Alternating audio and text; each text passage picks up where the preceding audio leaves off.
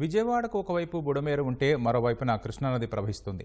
వాటి ప్రవాహ మార్గాలు వేర్వేరు, కలిసే అవకాశమే లేదు.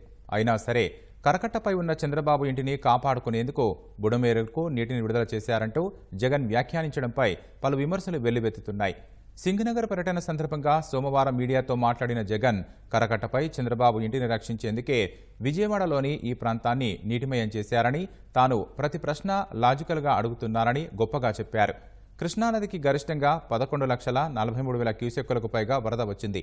బుడమేరుకు వచ్చిన వరద 35,000 క్యూసెక్కులే. అంటే 35,000 క్యూసెక్కులను ఆపితే కృష్ణానదికి వచ్చే వరదంతా ఆగిపోతుందా? ఇదేం లాజిక్ జగన్ అని సామాజిక మాధ్యమాల్లో నిలదీస్తున్నారు. బుడమేరు అనేది బుడమేరు నుంచి వరదలు వస్తా ఉన్నాయని తెలుసు. బుడమేరు నుంచి వస్తా ఉన్న వరదలను కూడా ఇక్కడిని పంపించే కార్యక్రమమే చేశారు. శనివారం రాత్రి ఒక అలర్ట్ లేకుండా, ఒక సిగ్నల్ లేకుండా నీళ్లు బుడమేరు నుంచి గేట్లు ఎత్తేశారు. అలర్ట్ లేదు.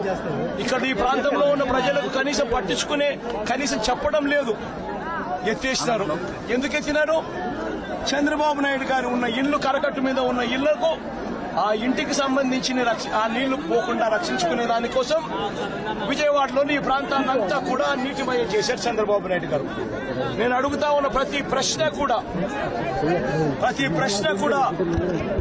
లాజికల్ గా అడుగుతా ఉన్నాను. బుడమేరు డ్రైన్ కనీసం బ్రీచ్ అయింది కూడా తెలియదు. బుడమేరుకు గేట్లు ఉన్నాయని మాట్లాడతారు. వీళ్ళు ఎట్లా సీఎంలు అయ్యారని నాకైతే అర్థం కాదు. అది నేరుగా వస్తుంది, దానికి కాలువలో వచ్చి పోతే కృష్ణాకి వెళ్తుంది, అది కూడా తెలిసి ఉండదు. లేకపోతే కొల్లేరుకు పోతుంది.